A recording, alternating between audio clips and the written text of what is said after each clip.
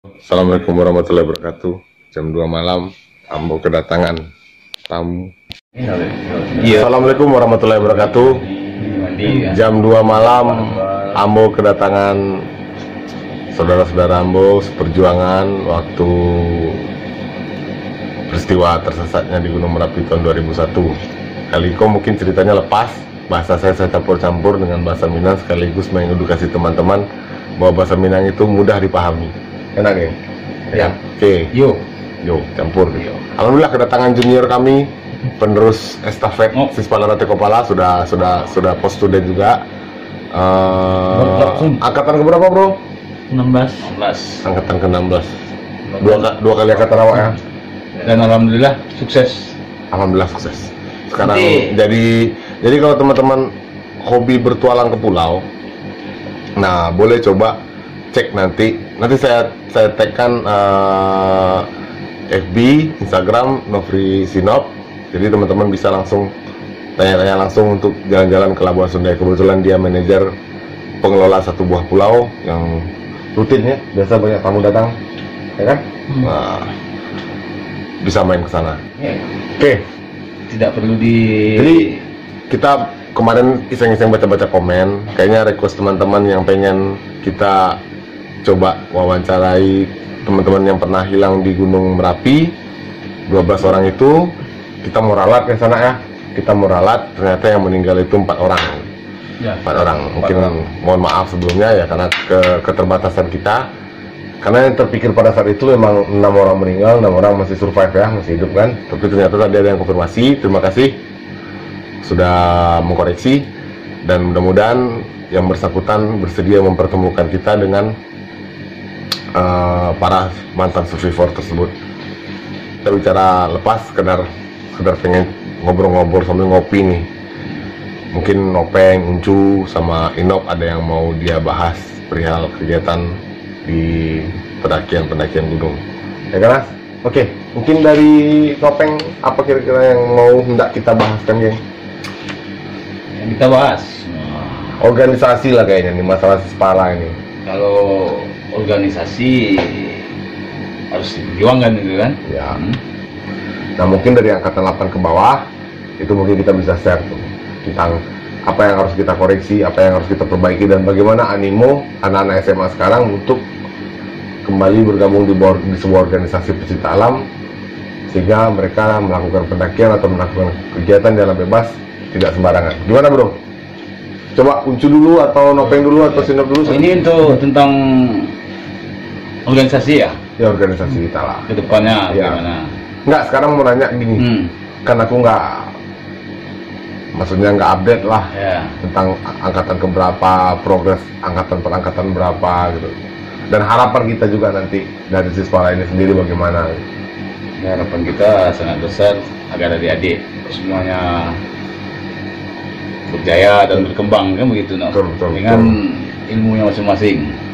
Ya, yang untuk adik-adik yang diterapkan cuman konfirmasi, diskusi, penerapan dan pelaksanaan begitu. Itu tahapan di organisasi ya. Tahapan organisasi. Betul. Mampu nggak untuk melaksanakan? Kalau skill sendiri itu gimana itu? Di navigasi atau survival atau materi-materi penting lainnya untuk melakukan kegiatan itu masih berjalan sempurna nggak nih? Transfer keilmuannya nih? Alhamdulillah masih. Jadi dari waktu ke waktu ya transfer ilmu ya. Alhamdulillah masih tetap konsisten dan bahkan terus berkembang dengan menyesuaikan dengan ya zaman sekarang lah gitu kan. Betul. Baik itu dari segi navigasi, ilmu survivalnya gitu kan, dan bagaimana berkegiatan di alam terbuka tersebut yang dahulunya mungkin peralatan-peralatannya masih banyak jadul ya kan. Contohnya di navigasi darat. Kalau di navigasi darat mungkin di zamannya kita dulu kita cuman bermodalkan busur, kompas, bidik, kan, monitoring, kemudian peta topografi. Ya, Kalau peta kayak obat nyamuk itu ya, makanya aku nggak bisa belajar navigasi karena lihat itu udah mabuk duluan. Iya. Kalau zaman sekarang orang udah pakai GPS, bahkan dari handphone aja udah selesai semua. Jadi belajar navigasinya sudah dari handphone. Artinya teknologi mensupport itulah, mensupport itu. Tapi kira-kira perlu nggak itu kita tetap menggunakan teknik-teknik primitif, karena bisa jadi nanti handphonenya kehabisan baterai di gunung atau yang lain-lainnya. Minimal itu harus sebenarnya harus dipahami. Jadi kalau kita langsung menggunakan handphone atau GPS, karena dasar-dasar semuanya memang dari teknik-teknik primitif itu sederhana. Artinya kalau secara kawan-kawan atau adik-adik itu belajar memang dari dasar, mengenal dulu bagaimana membaca peta topografi, mengorientasikannya gitu kan, dan bagaimana penggunaan kompas bidik, kompas monitoring itu dia harus paham. Betul. Nah, kalau mereka ada paham dasar-dasar tadi, nanti untuk menggunakan teknologi navigasi darat menggunakan GPS atau handphone yang sekarang kan udah canggih, tinggal download di Play Store. Ada semua ya, ada semua. Tapi tetap kita harus pelajari teknik-teknik primitif tersebut sebenarnya buat antisipasi ketika nanti bisa jadi handphonenya rusak, baterai habis atau berbagai macam hal yang tidak terduga lainnya. Ya tetap teman-teman harus bekali juga skill dengan teknik navigasi darat yang kata Uncu tadi sedikit primitif. Oke, kalau untuk survival sendiri Uncu, di silabus organisasi kita pengembangannya gimana tuh? Udah ada penambahan hari kah, atau kemampuan dari masing-masing anggota tuh gimana kira-kira tuh? Mungkin kalau teknik survival mungkin nggak terlalu banyak perubahan ya. Cuman paling bedanya, kalau dulu kita diajarkan untuk survival atau survive, mungkin kalau senjata atau alat-alat pendukungnya mungkin kita cuman bermodalkan sangkur atau golok gitu kan. Kalau sekarang kan udah ada yang namanya survival kit gitu kan. Survival kit, jadi kit itu ada sangkurnya gitu kan. Jadi kelengkapannya ada taktikal lah nih. Ada korek api, macam lah gitu kan. Kita beli sudah lengkap semua. Kalau teknik aplikasi di lapangannya ya nggak jauh berbeda. Artinya berkembang secara fundamental lah. Jadi secara teknologinya nggak ada yang karena memang ini survival itu sebenarnya kan kemauan dari diri survivor itu untuk tetap survive, untuk tetap selamat gitu. Itu sebenarnya kan modalnya dari training, dari latihan rutin. Kondisi survival itu kan kondisi bagaimana kita bisa bertahan hidup dalam yang kita punya itu dalam kondisi seminim-minimnya gitu kan. Apalagi kayak yang Andre sama Nopeng alami dulu kan, itu survival kan alami dengan modal tidak ada peralatan atau senjata pendukung lainnya gitu kan. Semuanya bahkan hilang sebenarnya. Yang tinggal hanya kemauan untuk hidup, kemauan untuk hidup itu yang sebenarnya modal utama ketika kita terjebak dalam kondisi yang tidak kita inginkan sebenarnya. Dalam survival itu di saat kita taruh di dalam survival, kita harus mempunyai sikap, harus sikap tenang, waspada, tidak boleh panik kan gitu ya. Jadi makanya kita dalam dari tahun ke tahun setiap equipment atau terima adik-adik baru atau anggota baru, sebelum kita menuju ke tahap pembelajaran yang lebih mendalam, kita harus menempa dulu dasar-dasarnya gitu kan. Kita bentuk dulu korsanya, kemudian jiwa-jiwa bagaimana dia bisa mengenali alam, bertahan hidup di alam, dan siap untuk menghadapi kondisi yang tidak bisa ditebak. Dengan catatan saling bersama, bahu membahu. Sebenarnya nih kalau di Sispala kita tuh kan Angkatan 1 perintis bertanggung jawab pada Angkatan 1, Angkatan 1 bertanggung jawab pada Angkatan 2, sampai begitu seterusnya kan. Dan kita di Angkatan 8 juga bertanggung jawab kepada Angkatan 9. Dan alhamdulillah minimal rantai perangkatan tidak terputus. Walau sempat terjadi miss beberapa kali, sampai berapa kali miss? Kita kehilangan angkatan, 2 kali kehilangan angkatan. itu cukup mengecewakan karena kalau nggak pakai hilang keingkatan udah hampir 30 tahun berarti ya sana ya. Usia siswa Larantai Kembala 28 ya, 28. Nah, jadi nanti kita sebenarnya kumpul malam ini ada misi ini. Kenapa kita kumpulnya malam? Pertama memang saudara-saudara saya ini punya waktunya jam segini dan saya memang termasuk susah tidur kalau apalagi kalau habis latihan kan. Jadi ada hormon itu yang sangat-sangat mengganggu saya untuk bisa tidur cepat gitu. Jadi ya kita mau gagas ada satu ide yang sebentar lagi akan jadi konten kita. Kita akan pergi ke tempat pertama kali kita belajar tentang berkegiatan di alam bebas. Itu lokasinya di Padang, di Nagari Air Dingin Kota Padang. Nanti ada bonus di dalam daerah tersebut ada air terjun 7 tingkat. Nah, air terjun 7 tingkat kawasan Sinop. Jadi memang nanti kita akan bikin tutorial tentang bagaimana navigasi sederhana, teknik trap sederhana, atau tergabung nanti dalam survival, dan juga teknik botani dan zoologi ya sana, tentang apa yang bisa kita konsumsi di alam selama kita berkegiatan di alam bebas itu. Mudah-mudahan bermanfaat lah bagi teman-teman nantinya.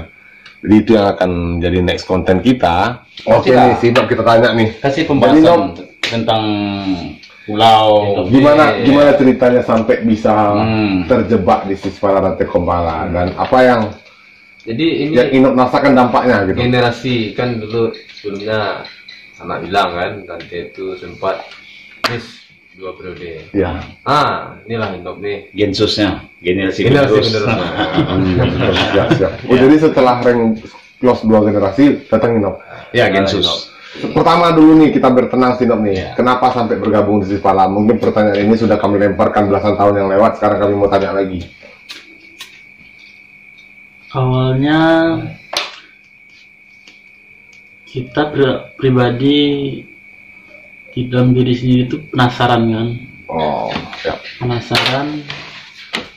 Ini kegiatan ini tujuannya apa? Terus manfaatnya apa gitu kan.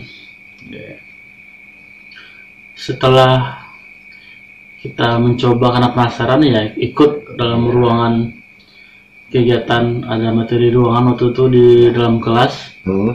Kita ikut dalam kelas itu, ternyata ada beberapa senior yang itu jauh, yang sudah tamat misalnya jauh dari angkatan saya tuh udah mungkin dia angkatannya 98 tamatnya, Halus itu 92, 93 ya Kak Bang Openg, Mandre yang datang ke sekolah kan. Ya. Dan satu pertanyaan, kenapa nggak ada angkatan yang di atas saya gitu kan? Maksud tujuan itu kenapa senior-senior ini mau datang, peduli gitu kan? Padahal dipikir-pikir aktivitasnya pasti berbagai macam kan? Berbagai macam kerjaannya, tapi masih sempat menyempatkan diri untuk datang ke sekolah. Jadi sebuah pertanyaan juga dari awal gitu kan. Padahal di angkatan di atas saya tidak ada gitu kan, tidak ada. Berarti ada hal yang istimewa mungkin gitu kan waktu itu kan. Masih tanya-tanya kan. Kayaknya istimewa karena dulu saya pernah ikuti olahraga lain, misalkan olahraga karate, gulat gitu kan. Terus pas di sekolah PBB kan, karena dulu PBB gitu kan. Ada satu ruang di kelas yang itu berbeda ya, dan itu pakaian senior-seniornya pun bebas, nggak seperti orang pakai jas kayak itu kan. Ada yang ya sobek-sobek kan. Tapi walaupun bebas tapi rapi. Ada identitasnya. Ada identitasnya dan tertib ya. Terus ada yang bawa kamera tuh dulu kan, masih ingat kan, yang lain bawa kamera. Itu udah masuk masa-masa gadget kayak itu. Ketika zaman-zaman ini. Udah. Tapi belum terlalu canggih lah waktu itu karena dulu BBM belum ada, WhatsApp belum ada. Istilahnya kamera sederhana, tapi waktu itu saya lihat ada handycam gitu tuh, bisa ada handycam kan. Jadi ternyata di situ tuh bukan pelajaran yang ada di alam aja kan, ada yang berarti pelajaran yang digital kayak jurnalistik alam terbuka gitu kan. Betul. Nah, kayak contohnya kayak sekarang ini kan, ini boleh dikategorikan jurnalistik alam terbuka ya kan. Pengembangan seperti itulah ya kan. Jadi timbul pertanyaan itu maksudnya ikuti tiap Sabtu gitu kan, ada ekstrakurikuler namanya kan. Ada pembinanya ya. Ternyata pembina ini berpengalaman juga sebelum serantai ini vakum, berpengalaman juga kan. Vakum 2 angkatan itu ya. 2 angkatan kan. Setelah diikuti ternyata manfaatnya banyak ya. Terus pelajaran-pelajaran yang tidak dapat di pelajaran umum Di bangku sekolah. kan, itu nggak dapat di sekolah, itu dapatlah di rantai ini atau di Sispala ini kan. Dan akhirnya semakin tertarik dan mendalami kan, sampai ke lapangan gitu kan, mempraktekkan kayak ilmu survival tadi, navigasi tadi, terus kegiatan-kegiatan banyak tebing gitu kan, istilahnya menguji adrenalin gitu kan. Aktif semua berarti ya. Dan yang paling Ino rasakan di rantai Kompala ini, di rantai itu mempunyai sebuah kebersamaan atau kekeluargaan yang kuat gitu kan. Yang di organisasi lain kayaknya masih kurang lengkap, mungkin karena di lapangan banyak kegiatannya kan. Akhirnya kita tuh lebih terikat, keterbatin. Jadi yang membuat Inok tuh dari sekian banyak ekstrakurikuler, yang membuat Inok tuh yakin untuk mengikuti Sispala pada saat itu apa ya? Kan sendirian kan kosong nih, nggak ada netasnya gitu. Yang datang itu cuman yang udah jauh umurnya dari sekian tahun ya. Tapi Inok yakin, apa yang buat yakin gitu? Ini banyak yang bisa dikembangkan situ kan. Dan di dalam ruang kelas, habis itu ke hutan gitu kan. Akhirnya di situ kita bisa belajar belajar untuk diri itu gimana diri itu akan lebih baik karena ditempa oleh alam gitu kan. Jadi dikuat, jadi ya itu tadi kayak bijaksana, kita dibikinnya tangguh, siap dalam segala medan. Itu ternyata yang lebih alami itu memang alam yang bentuk karakter ya, karakter manusia itu memang alam, karena secara alamiah itu kita akan terbiasa kan, tangguh gitu kan. Pas hujan badai kan, fisik itu tetap tangguh kan. Siap. Mantap. Ini berarti kegiatan sekarang ini kira-kira mendukung nggak dengan bisnis Inok nih? Nah, pekerjaan Inok nih mendukung nggak kira-kira nih dari apa yang didapatkan dari Sispala Rantai Kompala? Kira-kira support nggak terhadap kerjaan atau bisnis yang Inok jalani sekarang? Kalau saat ini sebenarnya sangat support sekali kan. Sebenarnya semua pekerjaan itu mensupport untuk basic kita untuk penggiat alam atau Sispala, itu semua kegiatan atau kerjaan itu mensupport gitu kan. Sangat support. Artinya kegiatan kita di pecinta alaman itu sebenarnya mensupport di seluruh aspek pekerjaan. Tergantung kita melihatnya dari tinjauan yang mana. Kayak Uncu misalnya nih, Uncu kan mainnya di perlistrikan nih, perlistrikan duniawi nih. Jadi ya karena kemampuan Uncu sering manjat tebing, turun tali, akhirnya hal tersebut jadi tantangan tersendiri bagi Uncu untuk menjalani itu gitu kan. Nah, Nopeng sendiri juga untuk bisa survive di pekerjaannya juga support dari pecinta alaman itu, minimal jiwa korsa yang tertanam. Artinya persaudaraan yang dibangun itu nggak ada embel-embelnya. Emang murni tulus berteman dan murni tulus untuk berbagi. Nah, intinya begini, di dalam organisasi itu kita membentuk 2 karakter, karakter dalam dan karakter luar, bagian luar ya kan. Kalau karakter bagian luarnya ya kita pelajari ilmu navigasi, ilmu survival, botani, zoologi, dan dalam organisasi kan. Yang paling penting kulit dalamnya itu, kulit dalam bagaimana kita caranya menyatukan persaudaraan itu yang benar-benar saudara ya, seperti yang terjadi sama Inok inilah. Tidak ada. Karena memang ketika di hutan kita betul-betul terasa bahwa duit itu nggak ada gunanya, uang itu nggak ada gunanya. Ya, kita memang dipersiapkan untuk survive tadi kan. Dan terutama sekali dengan kondisi survive kita telah diajarkan bagaimana jiwa pantang menyerah, tangguh, dan disiplin. Makanya ketika kita udah masuk ke dunia kerja, Iya, disiplin tadi. malah jadi support ya. Jiwa-jiwa disiplinnya biasanya kita kalau di kerja itu kan kita di dunia kerja tuh jam-jam kerja. Iya, memang benar. Dari pagi. Jadi kalau kita ada biasa di sekolah kan kita diajarkan sebelum subuh itu kita udah bangun, kan? Ya. Jadi itu sampai sekarang terbiasa. Subuh itu kita udah bangun, langsung memulai aktivitas. Dalam itu Dengan pagi itu langsung semangat, kan? Karena udah tertanam, udah terlatih. dalam hitungan kelima semuanya harus sudah diri dalam keadaan tegak kan gitu. Jadi bangun pagi dengan jiwa yang kuat, tangguh, dan dalam tim itu kita jiwanya bekerja sama dengan jiwa persaudaraan. Ya kan? Dan kita di organisasi itu di sekolah ini dari awal itu kita udah dididik, ditanamkan. Yang pertama itu sebenarnya ada 3 komponen yang tanpa kita sadari dan kita jiwai gitu ya. Yang pertama kita dibentuk attitude kita, sikap yang pantang menyerah, tangguh, disiplin gitu kan.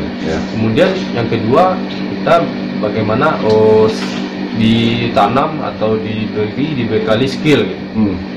Skill baik itu ilmu navigasi darat, survival, pokoknya berhubungan dengan pencinta alam. Artinya pencinta alam itu bukan sekedar bagaimana kita berkegiatan dalam terbuka, tapi bagaimana kita hidup di dunia ini bisa survive. Artinya alam terbuka yang lebih luas lagi lah nih. Jadi persepsi alam terbukanya bukan hanya di pegunungan, bukan hanya di lautan, bukan hanya di gua, tapi lebih kepada kegiatan kita sehari-hari di alam perkotaan. Karena perkotaan ini juga atau perkampungan sendiri itu sebenarnya merupakan bagian dari alam terbuka sebenarnya kan. Dan yang ketiga kan kita dilengkapi dengan knowledge, ilmu pengetahuan. Kita lengkap attitude, skill, ilmu pengetahuan dipadukan.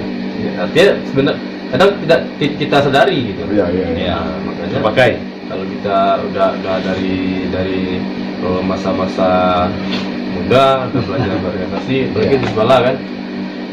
Nanti kita di dunia kerja tuh nggak canggung lagi. Dan yang awalnya nih, dasar awalnya ini kita dididik kesabaran. Kesabarannya waktu di Longmar lah kita diuji dulu. Salah satu kesabaran yang luar biasa itu adalah menunggu kalian datang yang janjinya 2 jam yang lewat baru datang jam sekarang kan. Akhirnya datang. Akhirnya sabar dan datang gitu. Sabar itu penting. Di dalam Longmar kita dididik untuk sabar kan. Bagaimana kita sabar untuk menempuh sampai di poin per poinnya. Sabarnya utama. Karena dan bisa ada juga yang bilang di gunung gitu kan, di alam badai akan menyisakan pohon-pohon terkuat. Artinya kan pohon yang kuat, yang sabar gitu kan. Salah satu bentuk penempaan itu adalah dengan sabar di sana. Contoh didikan sabar yang kita bangun dari Longmar. Didikan Pak Sabar. Didikan sabar. Dan di kota akhirnya bisa kita terapkan. Kita jadi orang mobil mogok atau motor mogok. Nah gimana? Kita dorong motor kan harus sabar gitu. Ini aku tahu mau menggiring misalnya kemana udah tahu nih. Asbul. Iya. Asbul ya. Betul. Jadi sebenarnya ini kita bicaranya loncat-loncat. Jadi teman-teman saya harap bisa menikmati. Jadi tadi kita bicara organisasi, ini sekedar selingan nih karena Nopeng sudah menggiring nih. Ada satu cerita itu di mana sebelum kita tersesat kami mengalami kejadian yang cukup banyak yang aneh lah berdua gitu. Salah satunya yang paling sangat-sangat berkesan itu adalah kami jatuh dari motor Asbul Astra 70 yang persenyelingnya cuma sampai 3. 1, 2, 3 ya Jeng ya? Iya. Warnanya merah. Yang kata Nopeng mesinnya 3 tak. 3 tak. Nah, 3 tak. Kalau Nopeng itu mengistilahkan 3 tak itu adalah tak gitu. Jadi 2 tak itu tak-taknya 2 kali, 4 tak taknya 4 kali. Jadi pas terjatuh itu, pas Nopeng terjatuh sama saya kebetulan yang ada di belakangnya, itu kita lagi bawa telur. Untuk bikin teh telur tuh. Dan nggak pecah. Rencana saya kan mau bikin teh telur. Ya. Kamu ngajak dulu untuk round-round muter-muter kota Padang pakai Asbul kan gitu. Nah, tanpa pikir panjang, masukkan telurnya ke dalam paku jaketnya, sweater tadi itu kan. Yang mantapnya telurnya nggak pecah, kitanya jatuh. Pas sampai rumah bapakmu marah-marah. Iya. Wah, luar biasa. Jadi itu sedikit intermezzonya. Oke, Nob, thank you sharingnya tentang organisasi ini. Mudah-mudahan ya Inok juga harus sebenarnya kenapa ketika Inok datang ke sekolah melihat bahwa ada senior-senior mereka ya, senior-senior Inok yang sudah bekerja sebenarnya masih mau menyibuk-nyibukkan diri untuk datang ke sekolah. Sebenarnya itu bukan tanpa alasan sebenarnya. Alasannya ada, karena kita melihat dari yang sebelumnya sana ya. Bahkan luar biasa di angkatan 8 itu, Nok. Malahan bukan hanya sekedar senior-senior langsung dari Rantai Kompala, malah partisipan dan simpatisan dari luar malah datang banyak ke sekolah itu memang untuk mensupport. Jadi kita alhamdulillah jadi banyak yang memberikan pendidikan, yang banyak memberikan materi baik dalam ruangan maupun di lapangan pada praktek realnya. Nah di situ akhirnya itu membekas ke diri kami dan juga ke Inop sekarang nih, ya kan? Minimal setiap ada pertemuan sekolah, kalau Inop lagi di Padang bisa pasti datang kan, sekedar memberikan advice supaya organisasi ini terus berkembang. Karena saya sendiri pribadi juga menyadari bahwa pertama kali belajar berorganisasi itu memang di Sispala Rantai Kompala. Banyak pelajaran, bukan hanya sekedar seperti materi-materi khusus seperti untuk mensupport kita di kegiatan alam bebas, tapi juga ada disiplin organisasi, ada bagaimana cara berorganisasi, dan itu memang pelajaran mahal sebenarnya itu. Itu juga yang akhirnya membawa kita akhirnya terus terjebak pada organisasi-organisasi selanjutnya. Salah satunya ya pas ketika kita lepas sekolah tergabung di BEM mungkin, kayak aku misal tergabung di BEM, kayak sana malah lebih ekstrim lagi mendirikan organisasi Mapala. Jadi memang malah terus mensupport, artinya keterbiasaan dari Rantai Kompala itu ya kita memang terlatih tuh. Seperti organisasi itu kan sebuah benteng tuh. Jadi diterapkan kepada adik-adik, organisasi ini adalah benteng. Sekuat apapun benteng pertahanan yang akan kita bangun, kalau masih ada kemunafikan dan tidak saling kompak atau gimana, yakinlah organisasi ini akan hancur kan gitu. Alhamdulillah kita masih bisa survive. Sispala Rantai Kompala masih bisa survive karena benteng itu memang masih kuat diterapkan. Ya. Juga bagi teman-teman kalau pendaki baru-baru mulai mendaki dan kebetulan sedang berdomisili di Kota Padang, atau ada teman-teman yang pengen bikin pelatihan nih, ada komunitas pendaki gunung atau komunitas pendaki alam bebas pengen bikin pelatihan, Sispala Rantai Kompala siap nanti untuk membantu teman-teman. Kita akan share materi survival, kita akan share nanti materi navigasi, dan itu langsung kita praktekkan di lapangan. Kita langsung praktekkan di lokasi, teman-teman banyak yang akan turun. Yang kulit luarnya bisa dikontak nanti langsung Sispala Rantai Kompala melalui akun saya. Nanti kita akan komunikasikan lebih lanjut. Kalau teman-teman pengen pelatihan juga kita punya bagian itu, kita punya Inop dan adik bintangnya tuh banyak nanti yang akan ke depan banyak. Oke, itu harapan terbesar kita di Sispala ini sebenarnya sesuai lah dengan namanya sana ya. Jadi nama Sispala kita itu Rantai Kompala SMA Negeri 7 Padang. Jadi Rantai Kompala itu diterjemahkan menjadi sebuah singkatan yang bernama Ranting Tertinggi Kelompok Pecinta Alam. Dan alhamdulillah perlahan-lahan mulai diwujudkan lah. Nah sebenarnya Rantai Kompala itu sendiri nama gunung sebenarnya di mana di Sulawesi. Rantai Kompala itu nama sebuah gunung yang mengilhami para perintis kita untuk memberikan nama Sispala ini dengan nama Rantai Kompala SMA 7. Dan alhamdulillah adik-adik udah sampai ke situ. Iya, ya? Sampai. Udah ada beberapa penerus kita yang udah sampai ke situ. Kita yang belum aja. Ya. Oke, jadi kalau teman-teman ada yang pengen nih sekedar sharing atau ngundang kita buat seminar berbagi pengalaman tentang survival atau berbagi pengalaman tentang seputar pendakian gunung, kita siap. Dan mungkin ada lagi itu yang mau disampaikan? Itu aja. Yang pasti dalam berkegiatan kita harus pahami kulit luar dan kulit dalam. Kebanyakan guru-guru mencap Sispala ini tidak bagus, cuman huru-hara atau ya intinya negatif lah semua kan. Tapi akhir-akhir ini saya lihat udah cukup banyak yang mendukung gitu kan. image begitu, ada beberapa oknum yang membuatnya menjadi seperti itu gitu, membuat oknum bahwa penggiat alam bebas itu bawa urakan, tidak mau diatur dan segala macam. Ada beberapa oknum yang membuat seperti itu, tapi sebenarnya kita mau tampil apa adanya aja, Peng. Kita mau tampil apa adanya, kita nggak mau memaksakan diri kita. Dibilang anti kemapanan juga nggak, karena kami memang suka sama kemapanan ya, apalagi Uncu dan lain-lain yang sudah termasuk mapan, tapi itu tidak merubah kepribadian dan itu tidak berubah karakter sebenarnya, karena memang habit kita di dunia pecinta alam itu adalah kita cuma pengen tampil,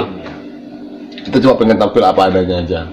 Kita nggak mau tampil dengan berbagai macam bentuk muka dan berbagai macam bentuk wajah. Kita tampilnya apa adanya, seperti kita naik gunung, Lopeng ada 5.000, aku ada 5.000, Uncu ada 5.000, kita kumpulin, beli semampunya, kita naik, kita nanjak. Jadi yang paling terasa itu sebenarnya adalah bahwa kita tidak perlu menjadi orang lain, hasil dari bentukan kita selama berkegiatan di alam bebas. Dan satu lagi, separah apapun kita terjatuh, kita selalu ingin bangkit lagi. Selagi masih nafas masih di kandung badan, tidak ada kata menyerah buat kami yang ditempa di dunia penggiat alam bebas. Yang terpenting kawan menyemangati untuk tetap bangun. Poinnya begini, kita ketika naik gunung kan bisa terpeleset, bisa terjatuh, bisa apa saja, bahkan paling terburuk tersesat atau bahkan bisa meninggal di dalam kegiatan alam tersebut. Tapi poin penting sebenarnya adalah bahwa tidak perlu beberapa kali kita terjatuh. Yang jelas, selagi kita masih hidup atau selagi kita masih bernyawa, kita masih tetap akan terus berdiri tegak. Bukan begitu, geng? Ya, kita buktikan ya, abang-abang kita yang malahan baru mendapatkan karirnya dari skill yang mereka miliki, memang udah di umur kepala 4 ya. Ada abang-abang kita malah mereka dikontrak sebagai profesional, dikontrak oleh sebuah perusahaan untuk pemetaan, atau kayak Inop sendiri ini mengelola sebuah pulau. Kapan-kapan kalau mau ke pulau, boleh main ke pulau. Labuan Sundai namanya. Coba cek nanti di YouTube atau di Instagramnya Inop. Ketemu langsung sama ahlinya. Ketemu langsung. Nah makanya kalau ada teman-teman yang pengen secara privat juga boleh undang kita, punya teman-teman punya kelompok, undang kita datang, kita akan share. Kalau mau langsung praktek lapangan juga kita punya tempatnya. Jadi kalau memang mau serius, oke, kita bikin. Nah untuk pemanasan, next kita akan bikin tutorialnya langsung di tempat pertama kali kita dipertemukan dalam kancah alam bebas. Itu yang flashback sekitar puluhan tahun yang lewat ke sana ya. Lokasinya mantap walaupun sudah banyak perubahan, tidak seperti kita waktu pertama kali kita dulu. Ya, tapi aroma limbahnya masih terasa. Kita buka, kita open karena kita ya tetap seperti ini sebenarnya, nggak ada yang berubah. Oke lah, hari sudah mulai larut. Sebenarnya ini untuk menjawab kerinduan kami kepada teman-teman. Ya, semoga nanti di konten selanjutnya kita bisa realisasikan tuh anak untuk langsung ke simulasi-simulasi atau tutorial-tutorial bagaimana membuat trap dan sebagainya lah. Oke. Sekian dulu ya. Hari belum, masih kecil jam mah. Iya, jam masih kecil. Cuma yang mau kita bahas nanti nggak tahu ngolor ngidul jadinya. Sebenarnya kita rindu nih sama teman-teman nih, kita rindu. Jadi karena rindu ngumpul ya udah kita nge-vlog, kita bikin konten gitu. Kontennya juga apa adanya kan, sesuai dengan yang saya bilang tadi bahwa memang didikan kita ini memang apa adanya aja. Saya juga bukan seorang editor yang unggul karena memang hanya pengen bercerita itu tidak susah. Kita cuma pengen bercerita, kita cuma pengen sampaikan apa yang kita alami, apa yang kita rasakan dan bagaimana harapan kita. Kalau harapan kita sendiri apa tuh, Peng? Sebenarnya, Peng? Bahagia. Poin ujungnya bahagia, betul. Nah, kita bisa survive. Betul, kita bisa tetap survive. Nah, dengan jiwa pantang menyerah. Betul. Karena jiwa yang tertanam dalam seorang setiap pendaki itu adalah yang benar-benar pendaki kan. Itu adalah jiwa pantang menyerah. Ya, betul. Karena kita kalau seorang pendaki itu dia targetnya harus sampai ke puncak kan. Jadi walaupun dia sering terjatuh, terpleset, ya kan, dia tetap bangkit dan berdiri lagi. Walaupun nyebut, aduh, gitu kan, bangkit lagi kan. Ini contoh bukti kakinya masih ada jejaknya sampai sekarang. Banyak bekas-bekasnya. Ya. Oke. Ya. Terima kasih buat atensi teman-teman semua. Saya juga masih tetap harus ngelatih nih biar bagaimana bisa menjadi host yang tampan. Ya gitulah kira-kira ya. Thank you Nok, malam-malam datang sini. Akhirnya apa libur? Nggak bisa kerja. Besok kerja lagi, udah mulai start lagi ya. Jadi Indop ini sebenarnya udah melalang buana ya, Iya. sampai ke Kalimantan, Banyak, macam-macam, ke Bali, Udah banyak kegiatan. Jawa gitu kan. Jadi pengalamannya ada banyak. Itu bagus di Labuan Sundai, dia udah Itu menguasai itu itu pengalaman Inop ini dikolek bagus nih, Iya. dikumpul buat di share ke teman-teman bahwa ya ada beberapa fase perjalanan di mana kita harus berjalan sendiri, Nop. Itu juga yang Ambo rasakan ketika Ambo gagal kuliah di Jakarta. Jadi selama setahun itu saya solo traveler, mengandalkan peta yang saya beli dari Gramedia, masih ingat, pakai nyasar-nyasar itu sendirian. Saya dari Jawa Barat ke Jawa Timur ke Jawa Tengah 1 bulan full saya traveler sendiri dengan modal yang sangat-sangat pas-pasan. Diuji ketenangan dia. Terakhir final di Jogja saya sempat kamen sama teman-teman di situ. Ya lumayan itu jadi betul lah kata orang bijak bahwa air yang keruh itu adalah air yang diam, air yang mengalirlah yang terjaga kejernihannya. Jadi kita memang harus tetap melakukan perjalanan-perjalanan kita sana. Karena pada hakikatnya sebenarnya perjalanan di gunung itu adalah proses juga bagaimana perjalanan kita nanti menuju hari akhir sebenarnya kan, menuju ketika berpisahnya ruh dengan badan gitu. Karena hakikat hidup itu adalah perjalanan sebenarnya teman-teman. Di setiap perjalanan kita akan mendapatkan ilmu pengetahuan baru yang kita dapatkan dari pengalaman-pengalaman kita. Luar biasa nih inspirasi tengah malam ini, geng. Bunyi jangkrik, mudah-mudahan nggak ada yang aneh-aneh lagi di belakang. Intinya pelajarilah kulit luar dan pelajarilah kulit dalam. Ya, itu pesan dari Bang Nopeng ya. Kalau kulit luar kita bisa belajar, bisa pintar kan? Kalau kulit dalam kita bisa nyatu. Yes. Salam lestari dan tetap semangat. Salam lestari. Oke, sekian. Assalamualaikum warahmatullahi wabarakatuh. Terima kasih sudah mau mendengarkan. Sekali lagi, bantu kami mengembangkan channel ini untuk terus bisa memberikan konten-konten positif kepada teman-teman semua seputar Sile, pendakian gunung atau kegiatan di alam bebas, tentang kopi, dan mungkin akan banyak beberapa cerita-cerita lainnya. Oke, akhirul kalam. Wassalamualaikum warahmatullahi wabarakatuh. Lestari. Lestari. Sorry.